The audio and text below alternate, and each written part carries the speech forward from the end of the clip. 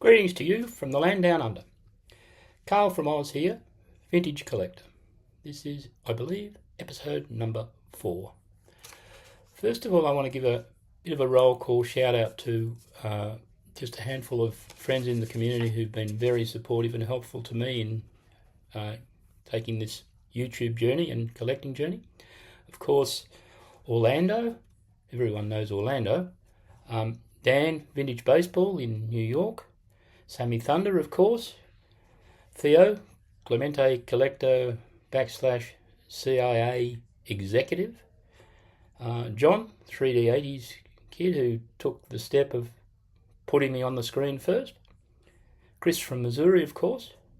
And Keith, Lonely Basement. Okay, this episode today, I'll be showing the Topps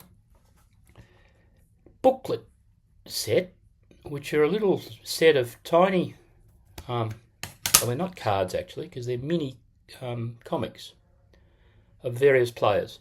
There's 24 in the set, and at that stage, which was 1970, there was apparently only 24 teams in the MLB competition.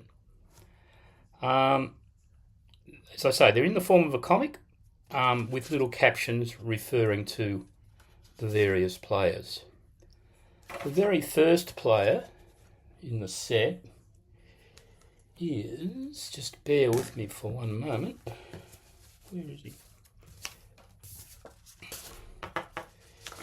he? Is Mark, how do I pronounce this? I'll go with Cuellar. He was with the Orioles, and he's number 1 in the set.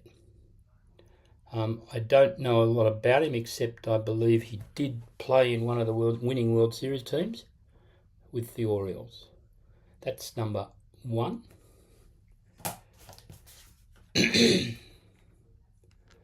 Number 2 is Rico Petrocelli of the Red Sox. He was born in Brooklyn in 1943. He played for the Red Sox between 63 and 76. He was two-time All-Star. Amongst other things, he's famous for being severely injured. I think he was hit in the face or the head area by a pitch.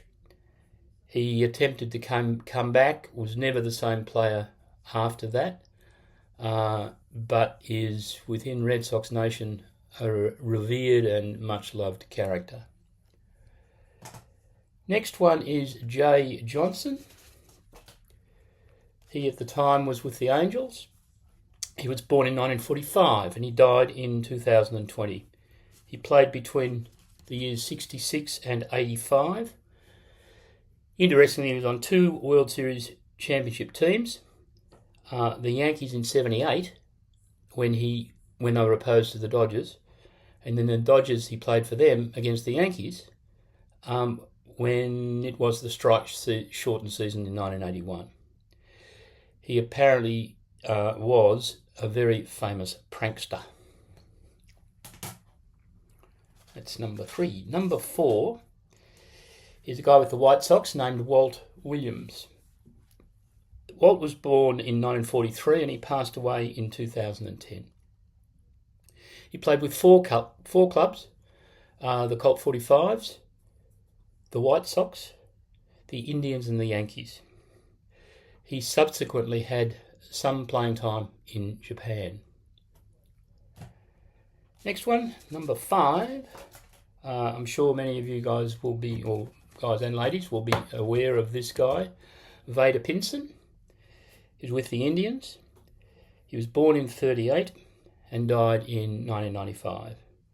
He played with 5 clubs between the years 58 and 75, being the Reds, the Cards, the Indians, the Angels and the Royals. He was a Gold Glove winner in 61 and he was 5-time All-Star. He had a batting average of .286, 2,757 hits, and 256 home runs. And there's a lot of sentiment out there that he should be in the Hall of Fame. Next one is a guy I, to be honest, hadn't heard of. His name is Bill Freehan, played with the Tigers. He was born in 1941 and passed away in 2021. He played from the years 61 through to 76. He was an 11-time All-Star, 5 Gold Gloves, 1 World Series championship, which I think would have been with the Tigers in 68. He had a batting average of .262 and 200 home runs. Next is number 7, Wally Bunker of the Royals. He was born in 1945. He played for the Orioles and the Royals between the years 63 and 71.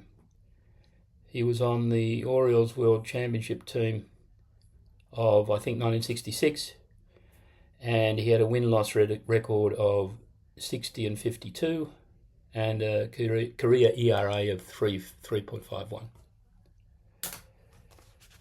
Next one, another pretty well-known player, Tony Oliva of the Twins. He was born in Cuba in 1938. He played his whole career with the Twins from 60 through to 76. He had a batting average of .304, 220 home runs, 8 times an All-Star, Rookie of the Year in 64, and I believe he was 3 times the league batting champion. He was elected to the Hall of Fame in 2022. By the way, if I make errors in any of these with detail, please correct me. That was Tony Oliva. Next one is one of the all-time favourites in the Yankee organisation, Mr. Bobby Mercer. He was born in 1946 and passed away in 2008. He played with the Yankees, the Giants and the Cubs. He was a 5-time All-Star, got a Gold Glove in 1972, and was known for being a long-time broadcaster of Yankees games after his playing career. A much-loved Yankee. The next one, I'll make a little change to proceedings in that this is, as you may or may not be aware, one of my 3 all-time favourite players, Mr. Reginald Martinez Jackson. Now this is his car graded. It's the only one of those that I have graded, and then this is what came in the raw set. I got this set only about 4 or 5 weeks ago. I bought it as a complete ungraded set. It wasn't that expensive. I had seen them at a couple of shows and was sort of intrigued by them. So this is Reggie's ungraded set, a booklet. I think it runs to about 6 or 8 pages. And then there's captions on the top of each page. And some of them read as such. I'll read this off the card.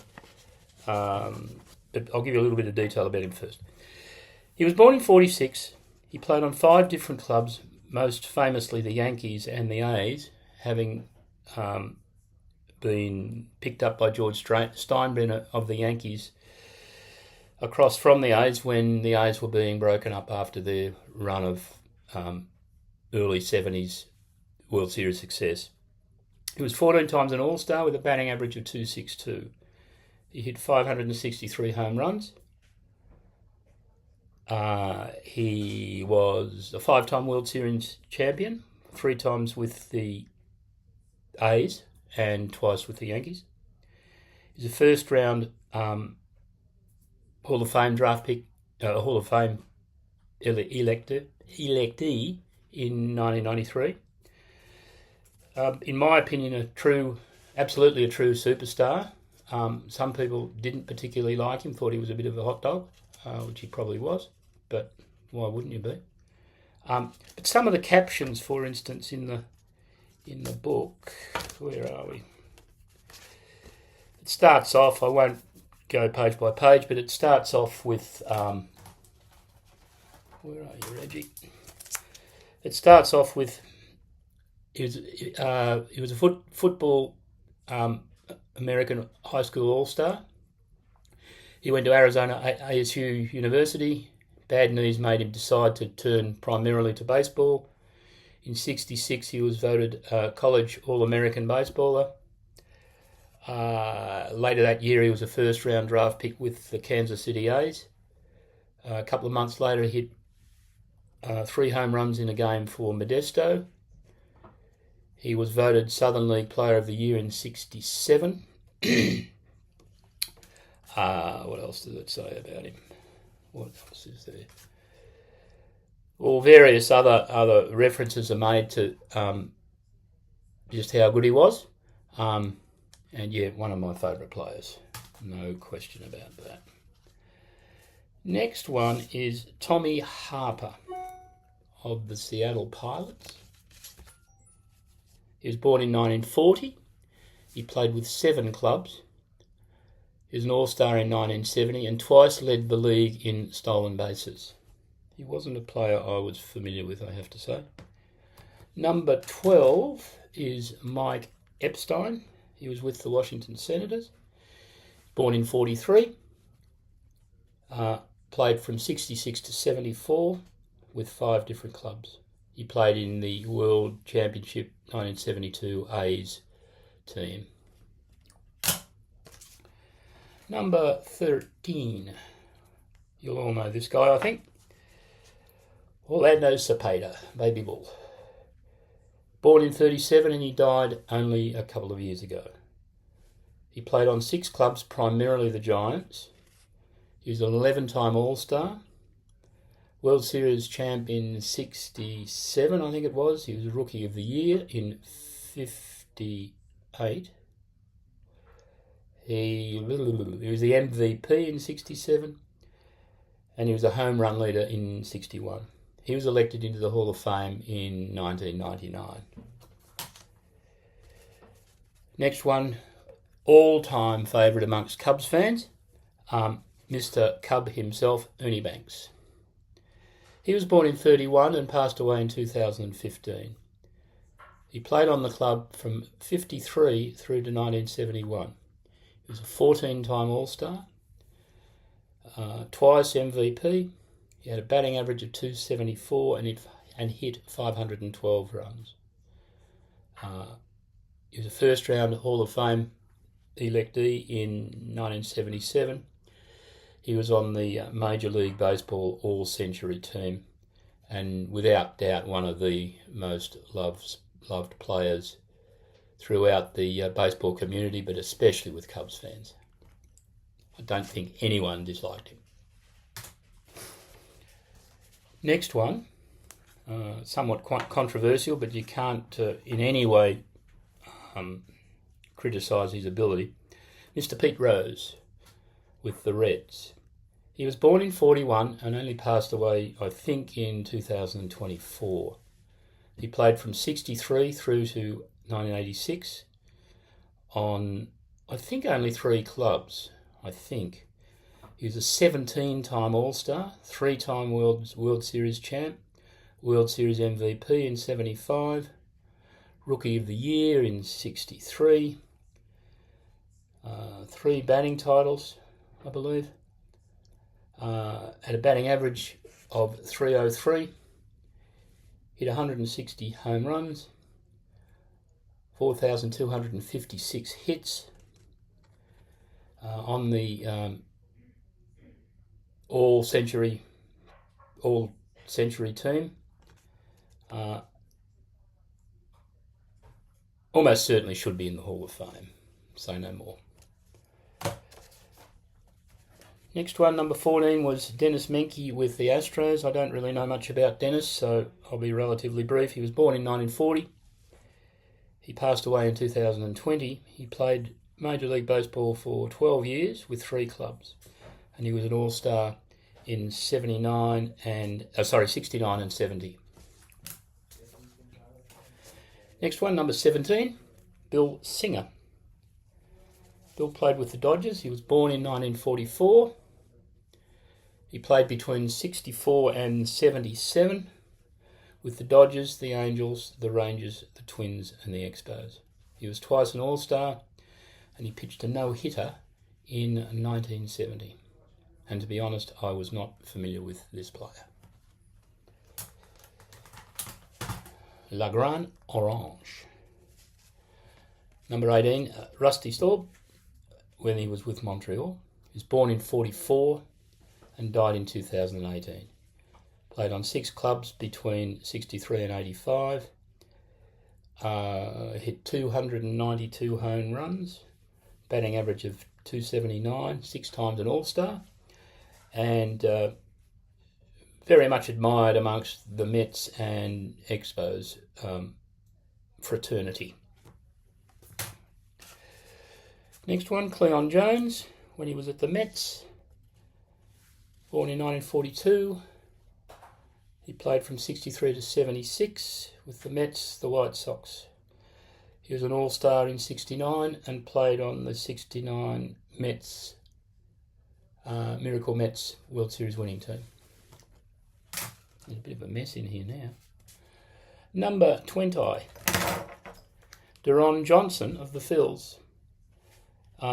Born in the 38, played on 9 different clubs between 1960 and 76, and he was, I believe, on the 73 A's World Series winning squad.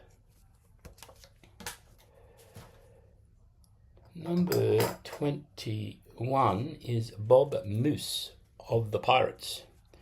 Born in 47 and passed away in 76. He's a World Series champ with the Pirates. He died in an auto accident, and he was not a player I was familiar with. Next one, if not on Mount Rushmore, he must be awfully close. The one and only Bob Gibson. He's a one-team player, as far as I'm aware, with the Cardinals. He was born in 1935 and passed away in 2020. He was known as a ferociously competitive player, fabulous pitcher. He's 9 times an All-Star, played on 2 World Series winning teams, and on both occasions I think was the series MVP. Won 9 Gold Gloves and was a first-round electee into the Hall of Fame in 1981. He played from 59 through to 75. Absolute superstar. Right up there in that era with Koufax and Seaver, I guess. Bob Gibson. Number 23, second last card. You probably can guess who the last card is. This one is Al Ferreira, and he was born in 1939 and passed away in 2020. He played with 3 clubs between the years 63 and 71, and he was on the 63 World Series winning team. And finally, of course, by many argued as being the next greatest player after Babe Ruth, Mr. Willie Mays, the Say Hey Kid. He was with the Giants. Really don't know what to say about him other than superstar. I was lucky enough to meet him in 2002, I think it was, when the Giants played the Angels in the World Series. I'm hoping to do a video about an associate of mine who I'll introduce you to in the next few weeks. A guy by the name of David Whittaker who worked with Trish and I in Trish's business, but more about David later. That year they lost actually. The Giants are my National League team. They lost to the California Angels. But with Willie Mays, what do you say? He was born in 1931 and passed away, I think, in 2024. Absolute superstar. Had a career batting average of .301. He had 3,293 hits, 660 home runs. Wow. 24 times All-Star. 24 different occasions he was an All-Star. And World Series champ. Absolute superstar. So this episode is done. this will probably, I'm trying to work